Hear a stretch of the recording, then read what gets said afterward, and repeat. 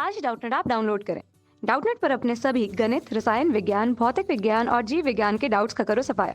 बस प्रश्न की फोटो खींचो, एक ही प्रश्न को क्रॉप करो और तुरंत वीडियो सोल्यूशन पाओ। अभी डाउनलोड करें। नमस्कार दोस्तों, हमसे पूछा गया है क्षैतिज से 30 डिग्री के कोण पर झुके नत समतल की लंबाई 20 मीटर है।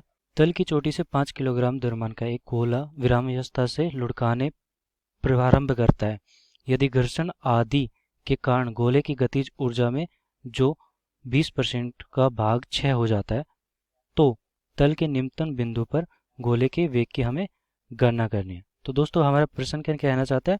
तो दोस्तों यहाँ पर हो क्या रहा है, ये हमारा अनतल है। यहाँ पर हो क्या रहा है, सबसे ऊपर हमने यहाँ से गोला लुढ़का है और यहाँ पर पहुँच गया, तो ये प्रारंभिक हमारा जो ओमेगा है और हमारा रेखीय वेग है वो शून्य थे। कुछ समय पश्चात इसके पास ओमेगा भी होगा और वी भी होगा। लुढ़कने की वजह से यहाँ पर कुछ त्वरण के कारण इसमें वी और ओमेगा आ जाएगा जब ये नीचे की तरफ पहुँचेगा। तो यहाँ पर ऊर्जा कितनी थी यहाँ पे इसकी, mgh। तो यहाँ पे जो h है वो h क्या है यहाँ पे, इसकी स्थितिज ऊर्जा। तो दोस्तों इसकी स्थितिज ऊर्जा यहाँ से यहाँ तक की h होगी। तो ये h का मान कितना हो जाएगा, हमें पता है दोस्तों कि ये l है, ये 20 मीटर है। तो ये वाला पता है, ये 30 डिग्री दे रखा है। तो ये पाइथागोरस प्रमेय से कैसे हो जाएगा कि l का साइन घटक, l का साइन घटक ये h के बराबर हो जाएगा। तो यहाँ पे 20 गुना साइन मतलब कि 30, साइन 30 का मान 1/2 होता है।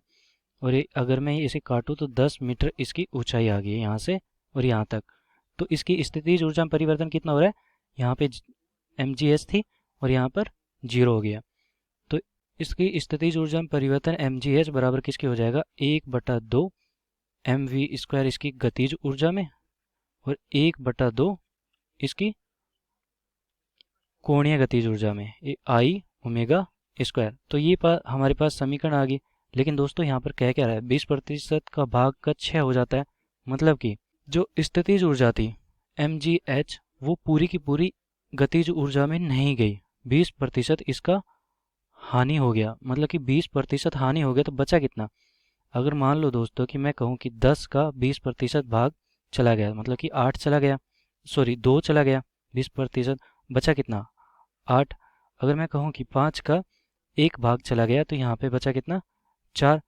तो यहाँ पर 10 का जब 2 चला गया तो यहाँ पे 8 बचा। तो यहाँ पर भी अगर 5 का 1 चला गया तो यहाँ पे 4 बचा। तो मतलब कि 4/5 भाग बचा, इसका 20% लॉस हुआ। मतलब कि 5 का अगर 1 कितना होता है 20%, अगर लॉस हो गया तो बचा कितना, 4। तो 4/5 बचा। अब दोस्तों इसे मैं क्या कह सकता हूँ, या फिर ऐसे भी कर सकते हैं, हमारे पास 80/100 बचा था। तो अगर इसे ऐसे लिखो कि 80/100 हमारे पास बचा, वो सारा का सारा यहाँ पे गतिज ऊर्जा में परिवर्तित हो गया। तो 80/100 को 4/5 लिख सकता हूँ। तो ऐसे भी समझ सकते हैं हम। तो ये मैं हटा देता हूँ। और दोस्तों हो क्या रहा है, अब हमारे पास यहाँ पे एक समीकरण आ गई, 4/5 बराबर mgh, 1/2 mv², 1/2 आई ओमेगा स्क्वायर। तो यहाँ पे आई ठोस गोले के लिए कितना होता है, आई बराबर इसके केंद्र से गुजर रहा होगा वो आई, वो कितना होगा 2/5 mr²। ये होता है ठोस गोले के लिए। तो यहाँ पर अब इस समीकरण को मैं हल करता हूँ। तो 1/2 mv² प्लस 1/2 आई का मान मैं रख देता हूँ 2/5 mr² और ओमेगा स्क्वायर को ओमेगा स्क्वायर ही रहने देता हूँ। लेकिन दोस्तों यहाँ पर कहा गया है कि गोला विराम अवस्था से लुढ़कता है और बिना फिसले लुढ़क रहा है। तो दोस्तों यहाँ पे v बराबर कितना हो जाएगा, ओमेगा आर। अब v बराबर ओमेगा आर है तो मैं देखो इसको क्या लिख सकता हूँ, ओमेगा आर को लिख सकता हूँ, ओमेगा आर को लिख सकता हूँ v, और यहाँ पे ओमेगा स्क्वायर आर स्क्वायर है तो v² लिख सकता हूँ मैं, v² हो गया। m यहाँ पे है, m का m लिख दिया मैंने, 2/5 और यहाँ पे 1/2 है तो 2 से 2 कट गया, यहाँ पे 1/5 बचा। और यहाँ पर कितना बचा, 1/2 mv²। और ये तो ऐसा कैसा ही है 4/5 mgh, और यहाँ पर भी लिख देता हूँ 4/5 mgh। अब दोस्तों इनको हम जोड़ते हैं, 1/2 प्लस 1/5, 10 लघुत्तम लिया मैंने। और यहाँ पर कितना बचा, यहाँ पर 5 हो गया, यहाँ पर 2 हो गया, तो 5 और 2 7 हो गया। और ये हो गया mv², ये 4/5 mgh। तो दोस्तों अब इसका मान देखो, यहाँ पे m से m कट गया और यहाँ पर h का मान हमें पता है 10 मीटर है, h का मान रख देता हूँ 10 मीटर और g का मान भी रख देता हूँ 10 मीटर। और ये कितना है 4/5, और यहाँ पर क्या बचा 7/10, और ये v²।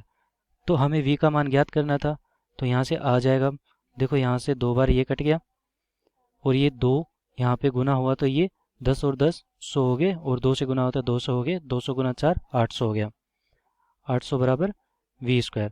अब यहाँ से हमारे पास जो मान आएगा √800 आ जाएगा v का मान। तो v का मान हमारे पास क्या आया √800, या फिर मैं कह सकता हूँ कि ये 100 को बाहर निकाल लेता हूँ तो 10 हो गया, और √8 मतलब कि 4 गुना 2, तो 2 को भी बाहर निकाल देता हूँ तो 2 गुना 10 हो गया 20 हो गया, 20√2। अब दोस्तों इसको भी हम लिख सकते हैं। तो दोस्तों यहाँ पे 7 बच गया था हमारा, ये 7 भी इसके रूट में ही होगा, यहाँ पे मैं 7 भी लिख देता हूँ, यहाँ पर 2√7 भी होगा। तो यहाँ पे 20 गुना 2√7, तो 2/7 का रूट लेता हूँ तो मैं कितना मान आ जाता है हमारा, जो मान आएगा उसको अगर 20 से गुना करता हूँ तो हमारा मान जो लगभग आएगा 10.4 के आसपास आता है, और ये है हमारा मीटर प्रति सेकंड, जो कि हम वेग ज्ञात कर रहे थे यहाँ पे वेग।